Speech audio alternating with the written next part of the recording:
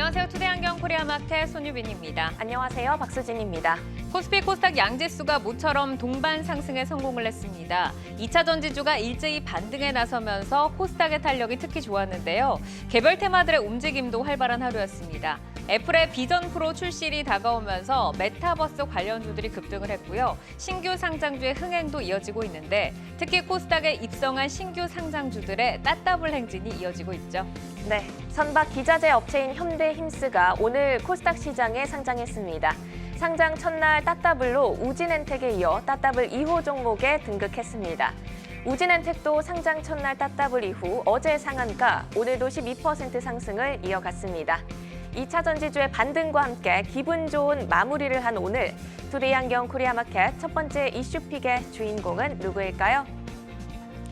네, 무너진 기차 같다. 월가의 유명 분석가인 웨드부시의 댄 이브스가 테슬라의 4분기 실적에 대해 열차 사고에 빗대면서 혹평을 했습니다. 투데이안경 이슈픽 첫 번째, 테슬라 급락에도 반등, 2차 전지주 숨은 호재는입니다. 테슬라가 실적 악화에 올해 암울한 전망을 제시하면서 하루 만에 시총 100조 원이 증발하며 8개월 만에 최저치를 기록을 했죠. 테슬라 쇼크에 어제 일제히 급락을 했던 2차 전지주는 오늘 급반등에 나섰습니다. LG 에너지 솔루션이 실적 확정치를 발표를 했는데요. 지난해 영업이익이 2조 1,632억 원을 기록을 했고요. 매출은 2년 연속 30% 이상 고성장을 기록했습니다. LG엔솔은 올해 전기차 시장이 일시적으로 둔화가 예상이 되기는 하지만 약 20% 중반 수준의 성장률을 기록할 것이라고 전망했는데요. 2차 전지주의 분위기가 모처럼 훈훈한 하루였죠. 네, 연간 영업이익 2조 원을 돌파한 LG 에너지 솔루션이 3% 반등에 성공한 가운데 삼성 SDI도 동반 상승했습니다. 에코프로 그룹주도 일제히 급등을 했고요. 포스코 퓨처엠, LNF 등 양극재 업체도 반등에 성공하면서 마감을 지었습니다. 2차 전지주 이슈에 이은 투데이안경 이슈픽 두 번째 주제는요. 네, 투데이안경 이슈픽 두 번째, 중국 경기 부양 본격화, 철강주 들썩입니다. 중국 정부가 올해 5%대 경제 성장을 위한 경기 부양의 속도를 내는 분위기입니다. 인민은행은 지준율을 인하하며 유동성 공급에 나섰고 인적 자원 사회보장부는 일자리 3천만 개 창출을 목표로 고용 촉진 프로젝트에 착수한다고 밝혔는데요. 모처럼 철강주들이 기지개를 폈죠. 네, 최근 기관 수급이 유입되고 있는 동국제강 2거래 연속 상승세를 이어갔고요. 포스코홀딩스가 3% 반등에 성공했습니다. 이외에도 세아 제강지주, 넥스틸 그리고 TCC 스틸 등 대부분 철강주들이 고르게 상승한 하루였는데요. 중국 경기 부양 기대감에 모처럼 고개를 든 철강주, 중국발 모멘텀의 연속성 확인하시면서 전략 세워가셔야겠습니다. 네, 투데이안경 이슈픽 종목 2차 전지와 철강 섹터 가운데서 뜨거운 관심을 모으고 있는 LG화학, 에코프로비엠, 포스코홀딩스 그리고 동국제강입니다. 종목들의 최적화된 매매 타이밍을 포착해보는 매도의 기술, 지금부터 시작합니다.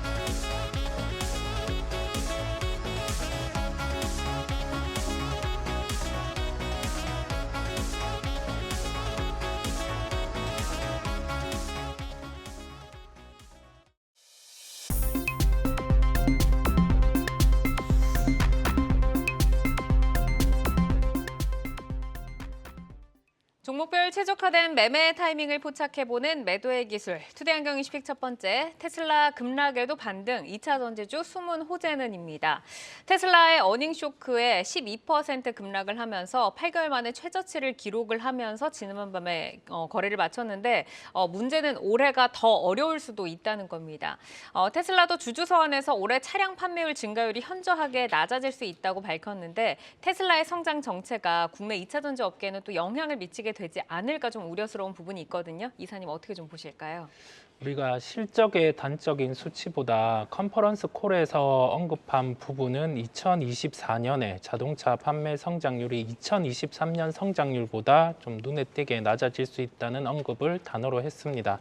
그렇다 보니까 시장에서는 볼륨이 늘 수 있는 구간이 언젠지 파악을 하고 있는데 저가형 모델 2 같은 경우는 2025년 하반기에 출시가 예상되고 있습니다. 그랬을 때는 그때 판가 같은 경우가 하락하는 단계가 나타난다라고 하면은 볼륨을 볼 거고 그렇지 않으면은 어느 정도 판가가 형성돼 있는지를 또 고려를 할 것으로 보입니다. 현재 구간은 원자재 가격의 하락이죠. 하락에 따른 레깅 효과에 따라서 전기차의 가격 매력도가 발생할 수 있는 구간입니다. 그랬을 때 지금 내연기관차라든지 아니면 하이브리드 차와 함께 비교를 하면서 가격 경쟁력이 어느 정도 발생을 하는지를 체크하면서 살펴보시면 되겠습니다. 네, 테슬라 이제 어닝 쇼크에 어제 급락을 했던 2차 전지주가 오늘은 반갑게도 다행히 일제히 반등에 나서줬는데 오늘 LG에너지솔루션의 실적 확정치 발표와 함께 또 컨콜이 있었습니다. LG엔솔의 컨콜에서 주목할 내용은 어떤 게 있었는지 한번 좀 여쭤보고 또 오늘 2차 전지주의 반등에 좀 기술적 반등으로 해석을 해야 할지 아니면 연속성으로 좀 기대감을 실어도 될지 부장님 어떻게 보세요? 뭐 여러 가지 지표상 뭐 기술적으로도 그렇고 밸류에이션 쪽으로도 그렇고 여러 가지 바닥 신호는 좀 나왔다고 좀 볼 수 있겠고요.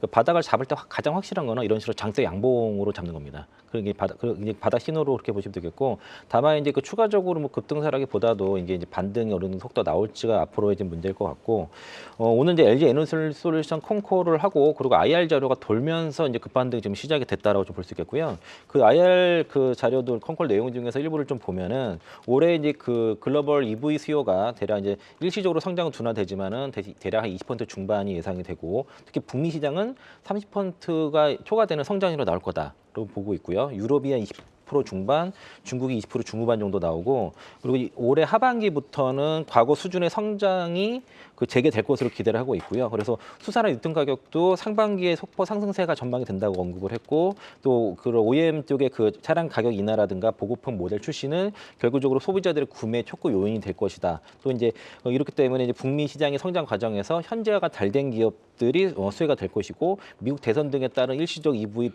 수요의 변동 가능하나 중장기적으로 성장성은 견조하다는 얘기를 했고요. 그리고 앞으로도 기술적으로도 뭐 그 하이니켈 NCMA 양극재를 동을 통한 제품 차별화라든가 아니면 이제 보급형 제품들도 좀 늘어나갈 것이고, 그리고 지금 가이던스가 되게 중요한데 올해 그 텍스트 크레딧 같은 경우가 대략 한 2조 정도 그 예상이 되거든요. 그 45에서 50기가와트시 정도로 받을 거라 예상하는데, 메리트에서 대략 2조 정도 예상한 것도 영향이 있을 것이고, ESS 시장도 적어도 30% 성장 나온다 해서 전체적으로 어떤 시장의 우려를 불식시킬 만한 그런 오늘 컨콜이라고 볼 수 있겠습니다. 네, 이제 테슬라 악재를 딛고 모처럼 반등에 나선 2차 전지주입니다. 오늘 매도의 기술의 LG화학과 에코프로 BM을 올리고 두 분의 의견을 여쭤보도록 하겠는데요. 지금 다 고사인이 들어왔습니다. 과연 연속성은 어느 정도로 좀 판단해 볼 수 있을지 두 분의 의견 여쭤보도록 하겠습니다. 자, LG화학부터 보겠습니다. 지난 화요일에 신저가를 기록한 후에 반등에 나서고 있는데 이성우 이사께 먼저 들어볼까요?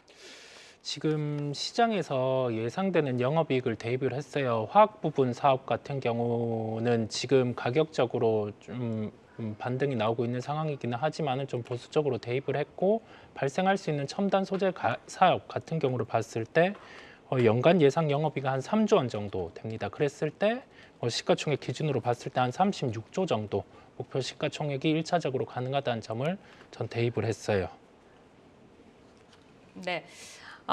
그러면은 이제 이창환 부장께서도 지금 고사인을 주셨는데 LG화학이 한때는 또 100만 화학을 또 얘기를 할 때도 있었습니다. 자, 2차 전지 소재의 사업 성장세가 기대보다 지금 둔화가 되면서 주가를 끌어내리고 있는데 올해는 좀 기대치를 낮추더라도 내년부터는 또 성장에 좀 기대감을 가져볼 수 있을지 어떤 모멘텀들을 좀 기대를 해봐야 될까요?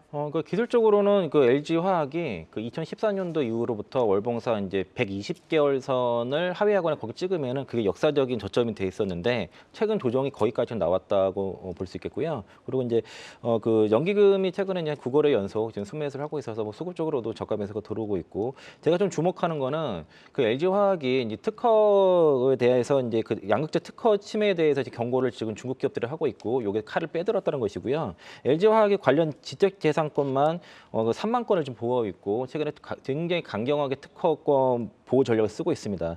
최근에 NCM 8일 관련해서 중국 기업 3곳과 국내 기업 1곳에 대한 자사 그 특허 기술 침해 의혹을 제기해서 그 산업통상자원부 무역위원회 조사를 신청했고 지금 중국 같은 경우 TLTL이 NCM 그 양극재를 811이라든가 613, 523 같은 경우에 이제 유럽 쪽으로 많이 진출하고 있는데 지금 그 CATL의 양극재 그 NCM 기술 같은 경우는 LG화학이라는 국내 기술 거를 훔쳤다고 볼 수 있겠고요. 네. LG화학이 본격적으로 이 그 양극재에 대한 특허 소송을 들어가게 될 경우에는 예전에 SK온 사례와 마찬가지로 CATL 같은 경우에 대규모의 막대한 그 특허료라든가 아니면은 그걸 지급하지 않을 경우에는 유럽 시장 철수도 각오해야 되기 때문에 LG화학이 드디어 칼을 빼들었다라고 네. 볼 수 있겠습니다.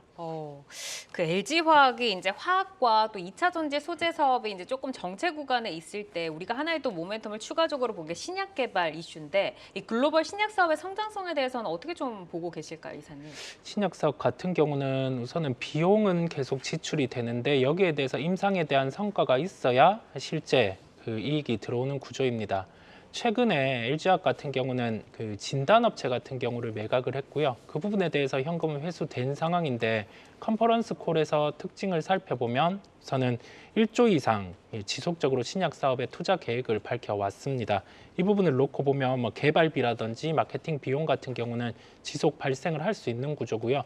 밸류에이션을 볼 때 뭐 비용적인 측면에서 이 정도는 부담이 되는 수준이 아니기 때문에 실제 신약에 대한 가치가 도출될 때는 이 부분은 뭐 플러스 알파 요인이라는 말씀을 함께 드릴 수 있겠습니다. 네, 자 LG화학이 지금 기관의 수급과 함께 계속해서 내리던 주가가 이제는 조금 턴어라운드 할까 하는 좀 힘을 내는 듯한 모습인데 이제 좀 저점이 확실하게 다져졌다라고 봐도 될지 좀 궁금하고 여기서 비중을 좀 크게 담으셨던 분들도 고민 있으실 것 같고요. 신규로 또 들어가 볼까 하는 분들도 계실 것 같은데 전체적으로 좀 전략 들어볼까요, 부장님? 제가 아까 그 사례를 말씀드린 것처럼 월봉 차트 띄워놨는데요. 여기 이제 그 요 빨간 선 자체가 이제 120개월 선이거든요. 요 하단이 이게 네. 2014년도 요 120개월 하단, 여기도 저점, 여기도 코로나 때도 저점, 여기도 저점인 거죠. 그러니까 120개월 선에서는 사도 이렇게 무방하지 않나 경험칙상 그렇다는 것이고, 그리고 LG화학이 이제 그 3대 신성장 동력이 이제 그 2차 전지 소재라든가 바이오라든가 그 친환경 소재 이런 쪽인데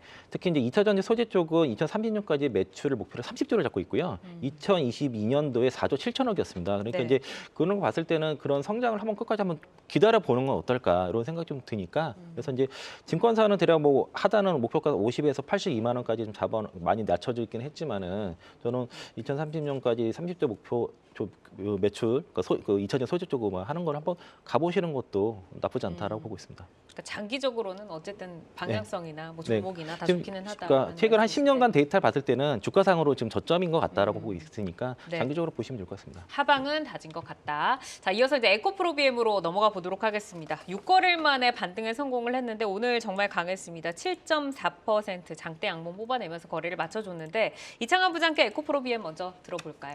네, 그러니까 에코프로비엠도 이제 LG 엔솔이랑 그 비교해서 그러니까 경험칙상 보면은 주가가 2020년도부터 보면요 거의 20개월 선이 항상 저점 지지를 했던 종목입니다. 최근에 그 11월 달에 20개월 선 찍고선 반등 나왔고 이번에 다시 20개월 선 부근에서 이제 다시 저점 반등이 나오는 거라서 아마 20개월 선에서는 저점 매수해도 되지 않을까라고 보고 있고, 그리고 테슬라의 에코프로비엠이 여기서 뭐 샘플 같은 거 들어갔다고 하는데 실제적으로 거기 매출 발생하기는 없기 때문에 테슬라와는 상관없다고 볼 수 있겠고요. 뭐 어저께는 좀 다소 좀 억울하게 좀 빠진 게 있다. 네. 이렇게 좀 생각하시면 좋을 것 같고, 그리고 뭐 그 양극재 쪽에서는 뭐 기술력이 세계 최고고, 그리고 앞으로도 이제 2027년까지도 캐파도 가장 크기 때문에 뭐 대장주니까 반등도 될 가능한 게 아닌가라고 보고 있습니다. 네, 오늘 정말 좀 반가운 반등을 보여줬는데 이성희 사께서도 지금 고사인을 주셨습니다. 앞서서 LNF와 이제 포스코표처럼이 실적을 발표를 했잖아요. 모두 4분기 적자 전환을 기록을 하면서 에코프로비엠도 적자를 피해가지 못할 것이다라는 전망이 나오는데 사실 2차 전지주에는 이제 실적보다는 기대감이 좀 더 반영이 되긴 했지만 그 4분기 실적에 대한 좀 이렇게 기대치를 낮춘 부분은 주가에 이미 충분히 반영이 됐다라고 봐도 될까요? 지금 주요 업체 같은 경우에 리튬 가격이 현금 원가가 킬로그램당 14달러 정도 하고 있습니다. 현재 리튬 가격은 해당 가격을 하향하고 있는 상황이고요. 그랬을 때 감산을 통한 리튬 가격의 반등이 가능한 구조입니다. 작년에 디램 사이클과 유사한 게 현재 리튬 가격 추이라고 할 수가 있겠고요. 그랬을 때 여기에서 좀 재고의 조정이 나타난다라고 했을 때는 한 분기 정도의 시차를 두고 가격은 반등이 가능할 것으로 보입니다.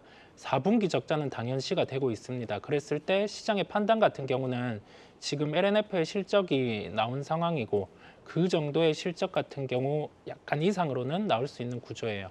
그리고 나서는 주가 반응 같은 경우는 아무래도 한 3개월 정도 뒤에 리튬 가격이 반등할 수 있는 요인을 보고 움직일 수 있음을 열어두겠습니다. 네, 지금 이제 업황에 대한 기대감이 좀 낮아져 있는 이런 상황에서 에코프로비엠 같은 경우는 그래도 좀 탄탄하게 갖춘 밸류체인 구조에 저희가 좀 기대감을 가지는 그런 목소리가 많이 나오는데 부진한 업황 속에서 주가를 좀 끌어줄 수 있는 트리거로 작용을 할 수 있을까요, 부장님? 현재 에코프로비엠이 그 캐나다의 그 양극재 그 공장을 지금 짓고 있고요. 이거 베칸쿠아 프로젝트라고 하는데 이렇게 되면 한국과 그리고 헝가리 그리고 이제 캐나다까지 글로벌 삼각 체제를 지금 구축하고 있고 2027년까지 이제 71만 톤이 이게 하이 니켈만 포함이 된 거고요. 뭐 네. 미드 니켈이라든가 뭐 망가 그 LFP라든가 그런 그 저가형은 지금 포함되지 않은 것이고 클로즈 루프 에코시스템을 통해서 지금 양극재 생산에 필요한 모든 밸류 체인을 가장 완벽하게 이제 구축한 게 공사고 이를 통해서 원가 절감을 하고 물류비까지 절감하면서 원가 경쟁력을 키우고 있고요. 오늘 엔스톨 컨콜에서 굉장히 중요한 얘기 중에 하나가 리튬 가격이 상반기에 반등한다고 이렇게 좀 전망을 했습니다. 엔솔에서 이 얘기는 코스모인 소재가 그 4분기 영업이익률이 8.87% 나왔는데 리튬 재고가 없기 때문에 가능한 거였고요. 그 무슨 셀업체에서 리튬 받아서 쓰다 보니까 그렇다면 이 리튬 재고 관리가 가장 잘 돼 있는 게 에코프로고 그 에코프로 BM이고 그러면 1분기, 4분기 적자 어쩔 수 없고 1분기가 영향이 있다 하더라도 리튬 가격이 플랫만 돼도 영업이익률 회복이 나타나는데 리튬 가격이 상반기 올라간다 그러면은 양극재 기업들의 재고 평가 손실은 줄어들고 그리고 또 이제 그 영업이익률 회복도 빨라지는 상황이기 때문에 양극재 종목들의 주가 반등은 이제 뭐 시작점이 있다라고 좀 그렇게 보시면 좋을 것 같고요. 그리고 이제 그 하반기에 그렇게 되면은 본격적으로 이익률이 확 회복하는 건 하반기라 볼 수 있기 때문에 이게 추가적으로 그 양극재 가격, 그 리튬 가격 떨어지면 않는다고 하면은 그 에코프로비엠의 영업이익률 회복은 굉장히 빠를 것이고 하반기 그 실적이 더 좋아진다라고 네. 좀 그렇게 보시면 좋을 것 같고 그리고 국내에서는 이제 그 캠 8과 그리고 캠 9이 올해 그 4분기에 다 양산이 들어갈 예정이고요. 그리고 해외 쪽에서는 그 SK온과 포드 합작 부분이 2025년도에 하반기 양산 그리고 헝가리 1공장이 25년도에 1분기 양산이 이제 들어가기 때문에 올해 하반기와 내년도에 지금 대규모로 증설 이벤트들이 다 있습니다. 그러면 이제 올해 하반기 증설된다면은 온전히 실적에 반영되는 건 내년이고 내년 증설분은 또 하반기에 반영되니까 2024년 하반기와 2025년도에 에코프로 BM의 실적은 뭐 급성장하는 거는 뭐 예고된 일이라고 볼 수 있겠습니다. 사실 이제 2차 전지에서 에코프로 BM이 한때 굉장히 또 뜨거웠고 계좌에 계속해서 빨간불을 켜주던 종목이어서 지난해 이제 12월 고점 대비해서는 지금 30% 내렸기 때문에 좀 장기로 보유하신 분들이 약간 왜 이렇게 주춤할까 하는 좀 불안감이 있으실 것 같은데 장기로 들고 가시려는 분들에 대한 또 전략과 단기적으로 좀 뭐 매수해 보겠다 이런 기회를 노리시는 분들께 약간 각자의 전략을 세워주신다면 어떻게 좀 전략 가져가 볼까요, 이사님? 장기적인 전략이라고 하면은 지금 같은 경우는 한 가격적으로 20만 원대 정도 같은 경우가 추가적으로 매수를 할 수 있는 구간이라는 말씀을 드리고요. 단기적으로 가지고 갈 수 있는 가격대 같은 경우는 기술적인 반등, 여기에서 기술적인 반등이 나타난다라고 하면은 한 60일선 저항 기준으로 봤을 땐 한 27만 원 정도의 가격이 존재를 합니다. 그렇다 보니까 한 27만 원대 가격을 1차 가격으로 제시를 해 드립니다. 네. 자, 그럼 이어서 철강주로 넘어가 보도록 하겠습니다. 중국의 디플레이션 우려가 한층 더 깊어진 가운데 금융당국이 지준율을 인하를 해서 1조 위안 규모의 유동성을 공급을 하겠다라고 밝혔습니다. 중국이 경기 부양 행보가 본격화된다고 하면 국내 산업에는 또 어떤 영향을 미칠 것으로 저희가 좀 대비를 해야 할지 부장님께 한번 들어볼까요?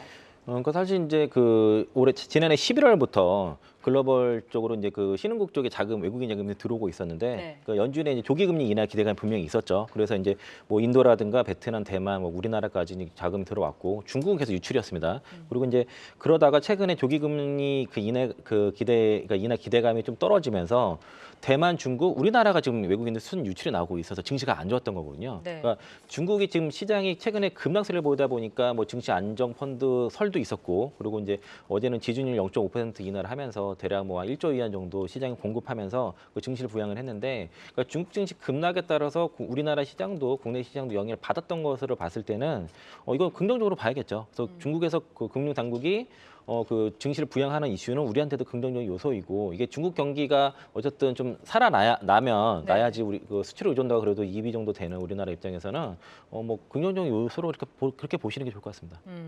우선은 이제 중국 경기 부양 기대감이 바로 또 부동산 업황의 훈풍으로 또 불기 때문에 모처럼 철강주가 고개를 들어줬는데 여기에서 사실 이제 중국이 경기 부양하겠다라는 정책을 여러 번 좀 내놨었잖아요. 그래서 아직까지는 깜짝 반등이라고 좀 여겨야 할지 앞으로 철강 시황에 좀 의미 있는 반등은 어떤 지표의 변화로 저희가 좀 판단을 해봐야 될까요, 이사님? 지금은 현재 구간 안에서 공급 같은 경우는 좀 제한적으로 중국 정부에서 계속 뭐 감산의 요소를 대입을 하고 있는데 가격 반등 같은 경우가 원가 쪽에서 먼저 나타나고 있습니다. 그렇다 보니까 지금 관찰해야 될 부분은 원재료와 제품가의 스프레드 회복 같은 경우를 체크를 해볼 필요가 있어요. 원재료 가격은 올라가면 보통 제품가 같은 경우도 동일하게 올라가면서 스프레드가 긍정적으로 변하게 되는데 지금은 역으로 원재료 가격은 올라가는데 제품가 같은 경우는 변동이 없는 상황이에요. 가격 전가가 나타나고 있지 않은 상황이다 보니까 이 부분은 실수요 회복을 기다리는 것으로 보입니다. 그렇다 보니까 원재료, 그다음에 제품가의 스프레드 회복을 체크해 볼 필요가 있겠습니다. 네, 중국 경기 부양 기대감에 모처럼 철강주 반등에 나섰고요. 오늘 포스코홀딩스와 동국제강 두 분께 여쭤보도록 하겠습니다. 지금 철강주 두 종목에도 두 분 모두 고사인을 주셨는데 포스코홀딩스부터 한번 보겠습니다. 최근에 정말 계속해서 흘러내리다가 모처럼 반등을 보여줬습니다. 3% 오르면서 거래를 마쳤는데요. 부장님 포스코홀딩스 어떤 의견 주실까요? 제가 뭐 차트로 뛰어났으니까 그거 한번 보여주시면 좋을 것 같고요. 네. 그러니까 그 포스코홀딩스가 이제 40만 원이 어떤 의미냐면은 그 PBR 0.6배를 하회하는 그게 이제 40만 원부터 그렇게 된다는 것이고 네. 그 차트상으로 그 월봉상으로 12년 박스권을 올해 이제 7월달에 뚫은 겁니다. 이게 12년 동안 박스권이었어요. 12년 박스권. 예, 12년 박스권을 올해 지난해 뚫은 거고요. 네. 그 박스권 하단까지 지금 조정이 온 겁니다. 정확히. 그러니까 거기 다 지지라인인 거예요. 우리가 이제 고점은 뚫으면 그 뚫은 게 그 지지라인 된 것처럼 지금 딱 그 자리까지 조정이 왔고 밸류상으로도 뭐 0.6배, PBR 0.6배 이하로 구간이 이제 최근에 조정을 받은 구간이고 그 포스코홀딩스 좀 주목해 볼 만한 거는 이번에 배당 이슈가 있습니다. 그러니까 동사가 이제 지난해 기말 배당을 안 했거든요. 네. 최근에 요즘 금융주가 좋은 이유가 정부가 배당 정책을 바꾸면서 그러니까 이제 배당을 먼저 확정을 지은 다음에 추후에 배당 기준일에 배당금을 지급하도록 이제 규정을 했는데 포스코홀딩스가 지금 배당 발표를 아직 안 했습니다. 그러면 올해 이제 1분기 내에 아마 발표가 날 것이고요. 그리고 포스코홀딩스는 분기 배당을 하는 기업이기 때문에 만약에 1분기 때 이제 포스코홀딩스를 가지고 있는다고 하면은 기말 배당과 분기 배당을 같이 받을 수 있게 그렇게 되는 거죠. 그래서 이제 지금 주가도 많이 조정을 받은 상태에서의 그 저가 매력도 있지만은 지금 이 1분기에는 지금 배당 매력이 가장 극대화되는 구간이라고 그렇게 보시면 좋을 것 같습니다. 네, 지금 이제 12년 박스권 하단에 위치해 있고 배당에 대한 매력도 있기 때문에 이제 긍정적인 사인을 주셨습니다. 이성희 사께서도 고사인을 주셨는데 포스코홀딩스는 오늘은 이제 2차 전지가 아니라 철강주로의 포스코에 대해서 좀 더 자세히 보도록 하겠습니다. 작년에 그 이제 실적 둔화의 주 원인을 보면 철강업체 이제 침체가 좀 있었잖아요. 업황 자체가 좀 침체가 되면서 최근에 이제 철광석 가격 하락에 철강업계가 감산에 돌입한다라는 소식까지 있는데 중국 경기 부양의 본격화가 정말 철강 부문의 회복세를 좀 끌어줄 수 있을 거라고 기대를 하세요. 중국의 경기 부양 단면 같은 경우를 볼 필요가 있습니다. 그러면 현재는 가장 핵심은 실수요 회복이 중요하다는 말씀을 드릴 수 있겠고 지금은 간접적 경기 부양이라는 언급을 드립니다. 주식 시장 완화 측면에서 부양책이 지금은 나온 상황이고요. 그 다음에 대규모 경기 부양이죠. 기존의 그 전체적으로 재정 정책과 국가적인 드라이브를 거는 그런 그 정책 측면 같은 경우는 코로나19 재정 지출로 현재는 힘든 상황입니다. 그랬을 때 중국 정부가 간접적으로 경기 부양을 내비친 부분은 한 70% 정도를 플랫폼 사업 구조에 대해서 한다라는 점을 기존의 경기 부양 때 시그널에 내비쳤습니다. 지금 상황 같은 경우는 대규모의 경기 부양이 현실적으로 불가능한 상황이고 이 경기 부양을 위해서는 뭐가 필요하냐라고 하면은 미중 무역 분쟁의 해소가 필요합니다. 그렇다 보니까 미중 무역 분쟁 해소 같은 경우가 중국의 경기 부양을 불러올 수 있고 미중 무역 분쟁 해소가 나타난다라고 하면은 이 시크릿컬 관련주들이 움직일 수 있음을 기억하시면 되겠습니다. 네, 포스코홀딩스가 사실 작년에 이제 한참 뜨거운 그 7월 고점을 보면 그 고점 대비해서는 지금 50% 정도 하락을 했는데 뭐 본업도 좋고 2차 전지 밸류체인도 좋고 하면서 올해가 이제 뭐 포스코를 담아야 하는 해다 뭐 이런 증권가의 시각이 쏟아졌었잖아요. 근데 사실 이제 지금 계속해서 흘러내리면서 주가에 대한 고민들 많으실 텐데 어떤 목표치로 지금 접근을 해봐야 할지 부장님께 한번 들어볼까요? 제가 아까 이제 설명을 드린 게 이제 12전 박스권을 뚫고 그 하단까지 왔다고 말씀드렸고요. 딱 네. 그 위치에 지금 있다. 월봉상 보시면은, 그러니까 일봉으로 보면은 뭔가 많이 빠져 보이지만은 월봉상 딱 찍어 보면은 이런 흐름이었구나. 이게 저점 구간이구나. 이게 요 12년 박스권을 뚫고 저쪽 온 겁니다. 그러니까 여기서는 이제 뭐 충분히 매수 매력이 있는 것이고요.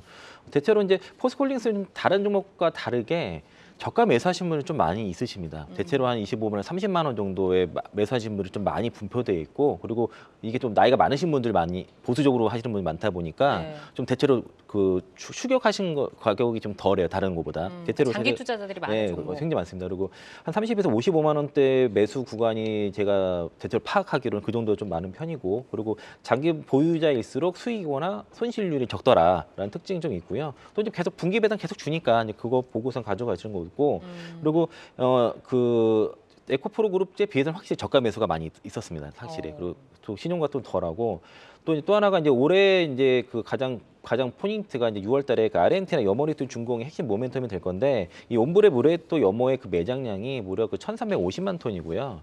얼마 전에 뭐 중국이라든가 태국이 뭐 100만 톤 그 찾았다 이런 거 있잖아요. 그거에 뭐 13배 이상 되는 거니까 이 모멘텀이고, 회사에서 제시한 여머리튬의 영업이익률 70% 이런 이상이니까 요 기대해 보시고요. 한투에서 나온 거 보니까 목표가 90만 원 꺾지 않았던데 주가가 빠져도 꺾지 않은 거 보고서 남자다 이랬는데, 개인적으로 한국투자증권 리포트 잘 참고하시면 좋을 것 같습니다. 우선은 기업과 배당 믿으면서 좀 오래 가져가 보자라는 좀 전략을 주셨습니다. 자, 그래서 동국제강으로 보도록 하겠는데요. 동국제강도 하향하던 주가가 이번 주 화요일부터 5일선 위로 고개를 들었고 기관 수급 들어오고 있습니다. 두 분께 한 번씩만 좀 의견을 여쭤보고 갈게요. 이창환 부장님께 동국제강 먼저 들어볼까요?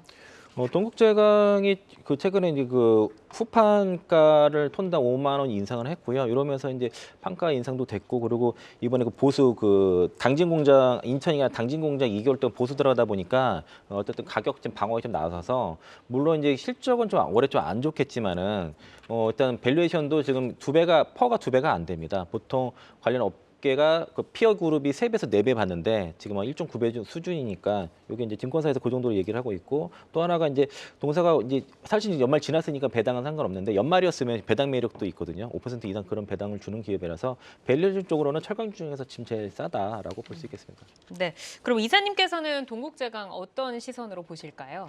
기본적으로 후판 같은 경우는 이익을 깔아주는 구조인데 봉형강 같은 경우의 수요는 건설업 경기에 연동이 됩니다. 그렇다 보니까 우리가 총선 이후 전후로 해서 PF와 관련된 부분이 마무리되는 단계에서 그때 이제 건설주를 매수한다 아니면은 그와 관련된 경기 민감주를 매수한다 했을 때는 동국제강 같은 경우가 철강주 중에서는 PF 이슈가 해소되면 탑픽이라는 말씀을 드립니다.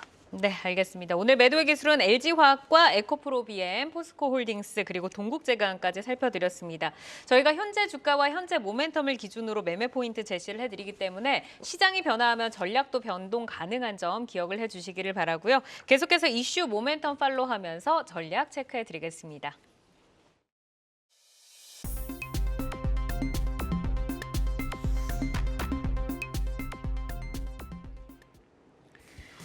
장 마감 후 4시부터 6시까지 진행되는 시간의 투자리그, 시간의 거래 동향 만나보는 이 시각 시간의 단일가입니다. 정규장 마감 후 오후 4시부터 6시까지 10분 단위로 시간의 단일가 거래가 이뤄지는데요. 시간의 주요 종목 등락률 실시간으로 생생하게 전달해 드리겠습니다. 그럼 이 시각 시간의 단일가 코스피 상승률 상위부터 살펴볼까요? 양자 컴퓨팅 서비스 기업인 테라 퀀텀의 연구진이 흑연의 상온 초전도성 연구 논문을 게재했다는 소식에 거래량이 지금 집중이 되고 있는데요. 태경 BK 보시면 현재 10% 강세로 상한가 부근에 들어가 있습니다. 6,710원 터치를 하고 있고요. 이외에도 비철금속 종목으로도 매기가 확산되고 있습니다. 이구산업이 6% 상승을 하고 있고요. 대창 역시 상승률 상위단에 자리를 하고 있습니다. 4% 상승한 1,400원 선 지나가고 있네요. 계속해서 코스닥 상승률 상위 살펴볼까요? 네, 코스닥에서도 흑연 관련주들의 움직임이 보이고 있습니다. 크리스탈 신소재가 9.9% 상승한 상한가 부근에 들어가 있고요. 상보는 벌써 거래량 140만 주를 돌파했습니다. 상보도 상한가에 안착을 하면서 2,040원 선 터치하고 있습니다. 이번에는 코스피 하락률 상위로 넘어가 보겠습니다. 네, 코스피에서는 계룡건설이 2% 약세를 보이고 있고요. 오늘 급등세로 마감한 엔터 관련주 아센디오가 약세로 전환된 모습입니다. 2% 가깝게 하락하면서 1,067원에 지금 거래가 되고 있고요. 오늘 13% 급등한 정치 인맥주 대상 우선주가 2% 하락 전환된 모습이 확인이 되고 있습니다. 마지막으로 코스닥 하락률 상위도 살펴볼까요? 네, 코스닥에서는 우진엔텍이 하락률 상위단에 자리를 하고 있습니다. 올해 첫 따따블 공모주로 3거래 연속 상승세를 이어갔습니다. 오늘 윗골이 달리면서 마감한 만큼 에너지가 조금 약화된 모습인데요. 3.5% 하락하면서 차익 실현 매물 나오고 있습니다. 또 삼성과 센서 공동 특허 출원 소식이 전해진 바 있는 센코. 오늘 시장에서 17% 급등세를 보였지만 마찬가지로 약세로 전환되면서 2.5% 하락하고 있습니다. 이렇게 이 시각 시간의 단일가 살펴봤는데요. 시간의 단일가 매매는 오후 6시까지 10분 단위로 매매가 체결됩니다. 모멘텀과 거래량 등 꼼꼼히 살펴보시고 시간에서도 성투 전략 세워가시길 바랍니다. 시간의 단일가 거래 동향, 잠시 후 시간의 단일가 특징주를 통해서도 확인하실 수 있습니다.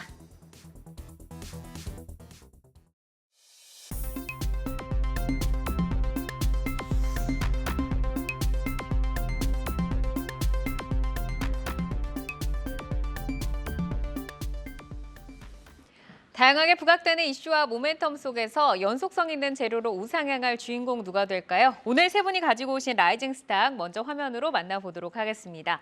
자, 최충성 파트너 드림 시큐리티, 이창환 부장 기업은행, 이성홍 이사 링크 제니시스 가지고 오셨는데요. 최충성 파트너의 라이징 스탁 먼저 보겠습니다. 드림 시큐리티, 라이징 포인트 만나볼까요? 네, 일단 4차 산업이 발달이 되고 있는데 저는 이제 4차 산업의 꽃은 보안이지 않을까라고 좀 말씀을 드리고 싶고 관련해서 이제 보안주인 드림 시큐리티를 좀 말씀을 드려보도록 하겠습니다. 네, 지금 4차 산업의 꽃은 보안이다라고 말씀을 해주셨는데 드림 시큐리티를 이제 특히 좀 주목하시는 이유가 있을 것 같아요. 어떤 네, 기업의 성장력이 있을까요? 네, 오늘 라운 시큐어도 상승세를 좀 보였는데 최근에 이제 이슈가 계속적으로 되고 있는 챗 GPT 관련해서 당장에 좀 수혜를 입을 수 있는 업종이 있다면 일단 사이버 보안이다라고 좀 말씀을 드리고 싶고 챗 GPT가 이제 해킹 등의 사이버 범죄 도구로 좀 이용될 수 있다는 우려가 나오고 있고 실제로 해외에서 사례들을 좀 보셨을 건데 대화형 인공지능 서비스를 좀 악용한 그런 범죄가 좀 기승을 부리고 있습니다.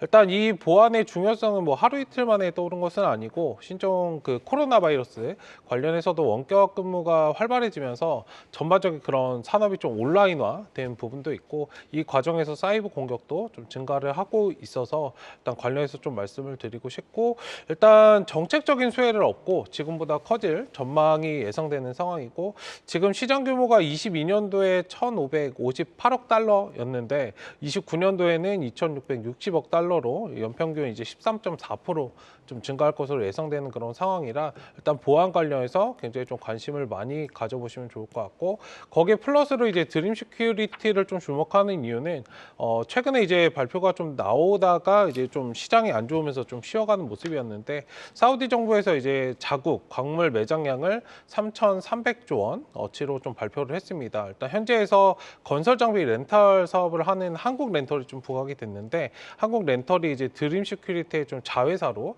사우디 현지에서 HD 현대 건설 장비를 좀 비롯해서 IT 장비의 좀 렌탈 사업을 좀 영위하고 있다. 이 부분까지도 좀 부각이 되면서 최근에 이제 상승세가 있었는데 어쨌든 보안에 여기 플러스 광물 매장 관련해서 이슈를 좀 두 가지로 얻어갈 수 있기 때문에 드림 시큐리티를 좀 주목해서 보시면 좋겠다 말씀을 좀 드려봤습니다. 네, 목표가 짧게 들어볼까요? 네, 일단 뭐 기술적으로 오늘 3,775원에 좀 마무리가 됐는데 일단 매수는 뭐 지금 구간에서 충분히 가능하고 단기적으로 목표가는 4,250원 제시해드리도록 하겠고요. 손절가는 3,500원. 일단 지금은 좀 짧게 박스권 구간에 갇혀 있는 상황이기 때문에 박스권 대응하시고 좀 멀리 바라보시면 좋을 것 같습니다. 네, 사이버 보안 가운데서 드림 시큐리티 목표가는 4,250원 제시를 해주셨고 조금 길게 보는 시각으로 전략을 세워주셨습니다.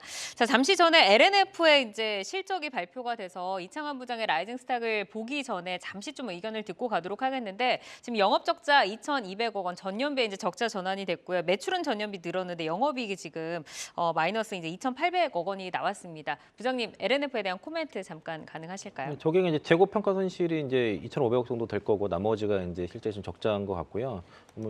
저게 뭐 1분기까지는 좀 이어질 수 있을 것 같고 이제 리튬 가격만 올라간다 그러면은 이제 2분기에 회복이 되는데 다른 그 타사에 비해서 리튬 가격이 좀 떨어진다고 해서 3분기 때 리튬 지역을 더 쌓은 게 더 원인이 됐던 것 같고요.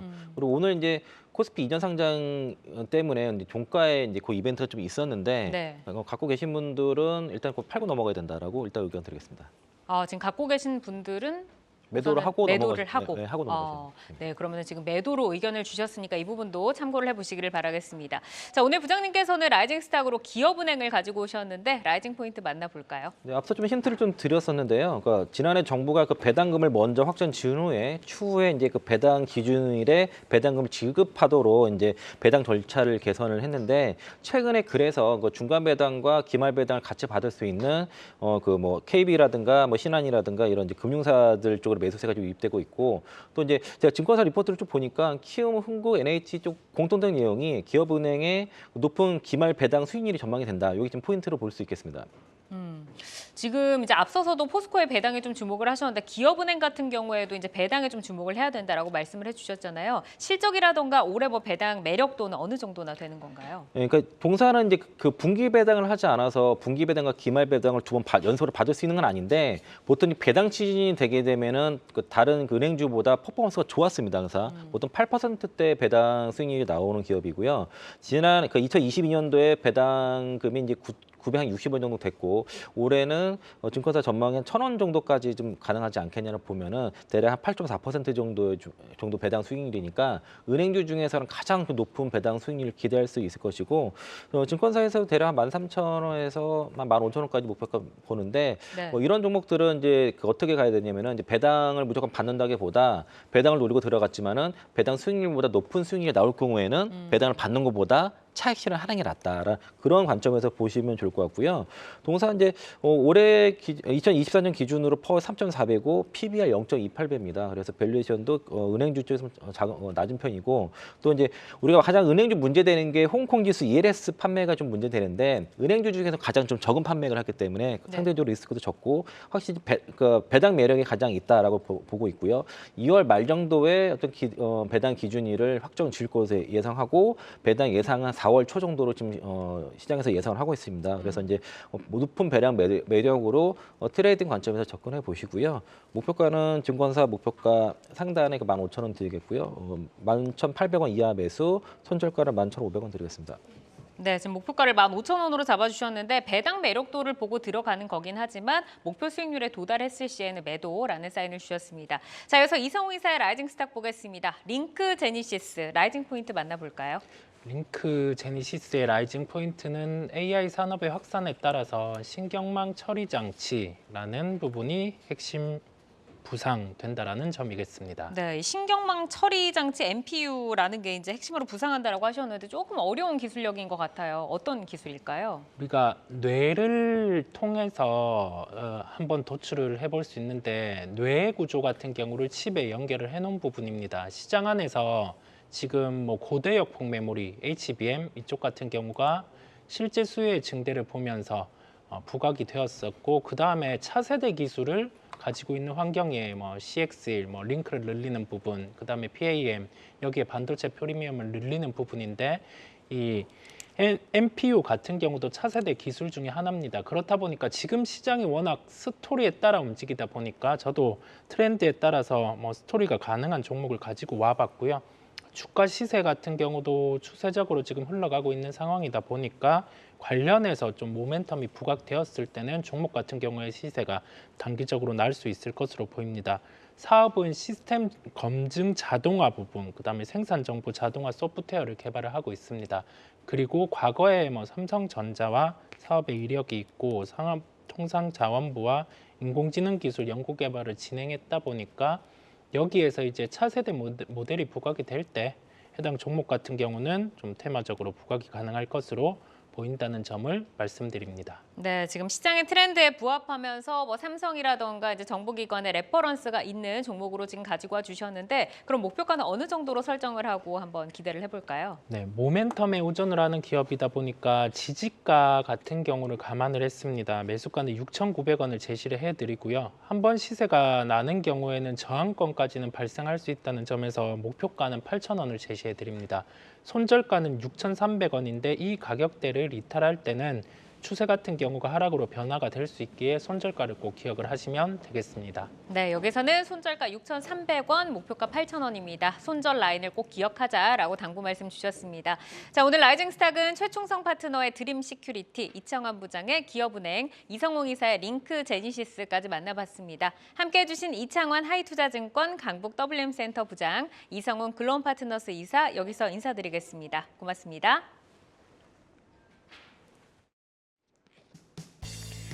네, 시간의 단일가 거래 속 특징주들을 따라가 보는 시간의 단일가 특징주 탑5입니다. 시간의 단일가 거래는 내일장까지 연결돼 움직이는 종목들이 많은데요. 오늘 함께 하시면서 매매 전략에 잘 활용해 나가시길 바랍니다. 그럼 5위부터 확인해 볼까요? 네, 5위는 센시업입니다. 통신장비 생산업체로 5G 이상의 초고속 통신망 확대 수혜주로 부각되며 최근 올라왔습니다. 하지만 오늘 정규장에서 8% 깊은 조정을 보였는데요. 시간에서 다시금 힘을 내주고 있습니다. 3.8% 상승하고 있네요. 4위 종목 확인해 볼까요? 네, 이미지스입니다. 팹리스 반도체 업체로 7거래 연속 급등세를 이어가고 있습니다. 오늘도 10% 급등하며 고점에서 마감을 했는데요. 시간에서도 분위기 나쁘지 않네요. 강보합권에서 움직이고 있습니다. 3위는 이구산업입니다. 비철금속 전문 업체로 오늘 3% 상승하며 고점 부근에서 마감했습니다. 시간에서도 에너지 이어가면서 4% 빨간불 켜고 있습니다. 2위 종목 확인해 볼까요?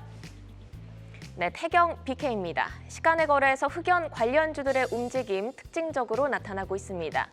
양자 컴퓨팅 서비스 기업인 테라 퀀텀의 연구진이 흑연의 상온 초전도성 연구 논문을 게재했다는 소식에 관련주로 현재 거래량이 쏠리고 있습니다. 30만 주 이상의 거래량 동반하면서 현재 상한가에 들어와 있네요. 대망의 1위 종목 확인해 볼까요? 네, 마찬가지로 대표적인 흑연 관련주인 상보입니다. 160만 주 이상의 거래량 동반하면서 현재 거래량 1위 기록하고 있는데요. 다음 주 시장 파급력 어느 정도로 보실까요? 네, 일단 상보 먼저 살펴드리면 될까요? 일단 상보 관련해서는 지금 시간에서 좀 상한가 달성을 하고 있는데 일단 테라 퀀텀에서 흑연에서 상온 초전도체 발견을 좀 공식적으로 발표를 했습니다. 일단 신흥 양자 컴퓨팅 분야에서 좀 이점을 줄 것으로 기대감을 좀 모으고 있는데 최근에 이제 초전도 관련해서 이런 부분이 좀 공식 발표를 했는데 또 검증하는 단계가 기존에도 있었지만 이번에도 좀 발생을 할 것이기 때문에 그에 따라서 좀 변동성이 발생할 수 있기 때문에 일단 지금은 좀 단기적인 관점 관련 박스권 돌파 관점에서 좀 보시면 좋을 것 같고, 상보 같은 경우에는 여기에 플러스 이제 관련주들이 많은데 특히 상보를 좀 주목하는 이유는 단순하게 이제 초전도 관련해서 보시는 것보다 여기에 플러스로 이제 온디바이스 AI 관련해서 갤럭시 S24 출시가 됐는데, 여기에 이제 플러스로 그래핀 기술 경쟁이 굉장히 좀 뜨거워져 있는 그런 상황입니다. 상보는 앞서 이제 지금 주목이 되고 있는 흑연을 좀 가공해서 만드는 그래핀 제조업을 좀 영위하고 있는 업체이기 때문에 지금 온디바이스 AI, HBM, CXL 관련해서 차세대 반도체 기술 경쟁이 좀 심화되고 있는데, 이와 관련해서 그래핀 기술 경쟁도 좀 주목받고 있는 상태라 이와 맞물려서 갈 수 있는 종목이기 때문에 상보를 좀 중점적으로 보시고, 다른 종목들은 좀 단기적인 관점으로 어쨌든 변동성을 좀 보시면 좀 좋을 것 같다라고 말씀을 드리겠습니다. 네, 일단은 단기적으로 박스권 전략을 짜주셨는데 초전도체뿐 아니라 온 디바이스에서 그래핀 기술로도 모멘텀이 있으니까 이 부분까지 함께 체크를 해주셨습니다. 네, 장 마감 후 실적 발표한 호텔신라도 살펴볼까요? 지난해 매출은 급감했지만 수익성은 개선이 됐습니다. 실적 어떻게 평가하실까요? 네, 일단 호텔신라 관련해서는 지난해 매출액이 전년 동기 대비해서 27.5% 좀 감소를 해서 3조 5,685억 원으로 좀 집계됐다고 발표가 됐습니다. 일단 영업이익은 16.4%좀 증가한 912억 원인데 단기순이익도 이제 860억 원으로 흑자 전환했고요. 일단 4분기 실적은 좀 좋지 못했던 부분은 있지만, 일단 호텔 레저 부문의 경우에 4분기 이제 비수기 시즌임에도 불구하고 매출이 좀 신장하는 등의 호실적을 좀 기록을 했기 때문에 조금 추이를 지켜볼 필요가 있다라고 말씀을 드리고 싶고, 일단 면세의 경우에는 중국 단체 관광이 활성화되지 않아서 실적이 좀 악영향을 준 부분이 있어서 일단 지금 관광이 좀 활성화되는지 좀 지켜보실 필요가 있고, 이 부분은 좀 비수기 시즌이었고 작년에 이제 코로나가 풀리고 실질적으로 이제 여행이 활성화되는 그런 단계 초입이었기 때문에 일단 향후에 실적 관련된 부분보다는 지금 기술적으로는 좀 많이 쉬어간 가격적인 메리트가 굉장히 좀 있는 구간이라고 판단이 되기 때문에 일단 기술적으로 좀 지켜보시고 가격적으로 좀 지켜보시다가 모아가시는 전략은 좀 유효한 전략이 아닐까라고 좀 말씀을 드리도록 하겠습니다. 네, 향후 실적보다는 기술적으로 볼 때 현재 매력 있는 구간이니까 모아가는 전략 짜주셨습니다. 이어서 오늘 장 특징주로 XR 관련주 진단해 볼까요? 비전 프로 출시를 앞두고 사전 판매 흥행 돌풍 소식에 오늘 관련주가 일제히 급등세로 마감을 했습니다. 출시를 디데이로 봐야 할지 아니면 출시 이후에도 모멘텀을 이어갈 수 있을까요? 네, 일단은 지금은 좀 단기적으로 보시는 것이 좋다라고 결론부터 좀 말씀을 드리고 싶고요. 다만 이제 XR 기기 시장이 이게 나왔다 그래서 바로 뭐 없어지느냐 이런 부분은 아닙니다. 일단 이 생성형 AI 그리고 메타버스 기술이 좀 동반적으로 성장을 하는 단계이기 때문에 지금 추이를 돌리는 종목들은 굉장히 초입에 있는 그런 상황이다라고 보시면 좋을 것 같고, 일단 애플이 비전 프로 관련해서 좀 출시를 먼저 좀 진행을 했고요.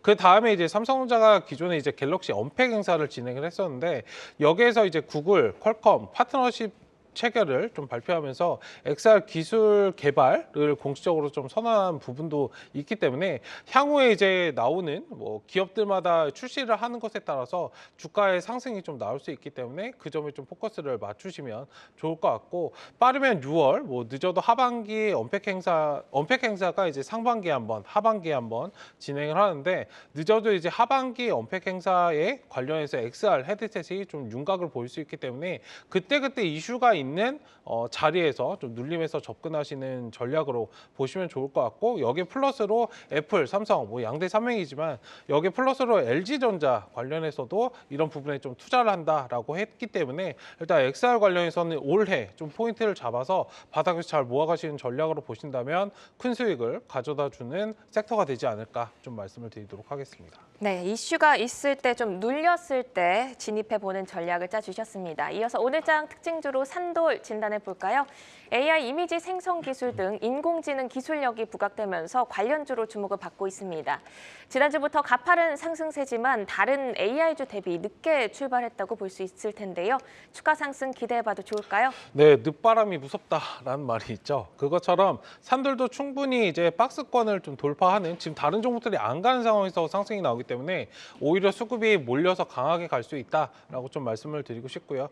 일단 산돌이 좀 보유한 AI 이미지 생성 기술, 뭐 머신러닝 기반 폰트 검색기 관해서 기대감이 좀 형성되고 있는 상태이고, 삼돌은 굉장히 좀 평가를 제대로 받지 못했었는데 국내 1위 폰트 파운드를 좀 구축해서 독자적인 그런 개발 능력이나 레퍼런스를 좀 보유하고 있는 기업으로 보시면 좋을 것 같고, 뭐 다들 알고 계시는 맑은 고딕, 나눔 고딕 관련해서 그 폰트를 개발한 업체이기 때문에 조금 멀리 보시고 보시면 좋을 것 같다. 일단 지금은 수급이 단기적으로는 좀 살아있는 그런 구간이기 때문에 기존에 좀 눌림을 가졌던 15,000원 구간 물량 소환을 좀 어떻게 해주느냐 따라 달려 있어서 일단 지금은 가지고 계신 분들의 영역, 향후에는 좀 눌림해서 접근하시면 좋을 것 같다 말씀을 드리겠습니다. 네. 오늘 장은 그동안 강했었던 반도체가 쉬어갔고요. 2차 전지가 그동안의 하락을 끊고 반등에 좀 성공한 모습입니다. 계속해서 반도체와 2차 전지 핑퐁핑퐁 좀 정신없는 그런 장세가 이어지고 있는데요. 투자자분들이 어디에 좀 중심을 두고 대응해 보면 좋을지 다음 주 전략 들어볼까요? 네, 일단 다음 주 최근에 계속해서 좀 개별 장세입니다. 수급 자체가 지금 개선이 좀 되지 않는 그런 시장이기 때문에 오늘은 외국인 수급이 좀 들어와 줘서 그나마 수급 공백을 좀 메꿔줬다라고 생각을 좀 하고 있는데, 일단 뭐 오늘 들어왔다 그래서 계속적으로 다음 주에 상승이 나온다라고 보시는 거는 조금 좋지 않은 전략인 것 같고, 일단 저는 기존의 18일 저점 기준으로 해서 오늘 상승이 나왔던 2,500포인트 사이에서 FOMC가 다음 주에 또 있기 때문에 그걸 기점으로 좀 보시면 좋을 것 같고, 그 전까지는 좀 박스권 장세, 개별 종목들 대응을 하시는 그런 전략이 굉장히 좀 필요할 것 같고, 이 2차 전지 관련해서는 추이를 완벽하게 돌리는 구간이라고 보기에는 아직은 좀 수급이 좀 애매한 부분이 있기 때문에 일단 좀 지켜보시는 관점이 필요할 것 같고, 일단 지금 단기적으로 탄력이 붙고 있는 반도체라든지 개별 섹터 대응을 하시는 전략이 필요한 시장이 아닐까 말씀을 좀 드리도록 하겠습니다. 네, 2차 전지에 대해서는 수급을 좀 지켜보는 관점, 그리고 단기적으로 좀 수급이 붙는 섹터에 대한 박스권 전략을 짜주셨습니다. 이렇게 오늘 시간의 특징주와 오늘장 특징주 살펴봤는데요. 함께해 주신 최충성 와운의 파트너는 여기서 인사드립니다. 고맙습니다. 글로벌 증시 브리핑 전해드립니다. 중화권 증시는 부양책에 대한 기대감과 불안감이 섞이면서 혼조세 보였습니다. 상해지수가 0.1% 상승, 선전은 0.9% 하락했고요. 항생지수가 다시금 또 파란불을 켰습니다. 이 시각 현재 1.5% 하락하고 있습니다. 중국에선 연일 부양책이 쏟아지고 있습니다. 이번에는 중국의 모든 금융 활동을 관리 감독하는 최고기구죠. 국가금융감독관리총국이 부동산 산업에 대한 지원 의사를 밝혔습니다. 헝다와 비구이위안 등 대형 부동산 업체들의 디폴트 위기로 중국의 경제가 이렇게 발목이 잡힌 상황에서 지원 의사를 드러낸 겁니다. 아직 구체적인 정책은 없었지만 과연 어떤 정책을 내놓을지, 또 정말로 경기 부양에 한몫할지는 잘 지켜보셔야겠습니다. 이어서 나스닥 선물지수입니다. 오늘 나스닥 선물지수 파란불 켜고 있는데요. 이 시각 현재 0.9% 하락하고 있습니다. 오늘 밤 미국에서는 미국의 12월 개인소득과 PCE 그리고 주택지표가 발표됩니다. PCE는 미 연준이 주의 깊게 보는 지표인 만큼 발표 후 우리 증시에도 방향성 잡는 데 영향을 끼칠 걸로 보입니다. 지금까지 글로벌 증시 브리핑 전해드렸습니다. 투데이 안경 코리아 마켓 저희가 준비한 소식은 여기까지입니다. 오늘도 함께해 주신 여러분 고맙습니다.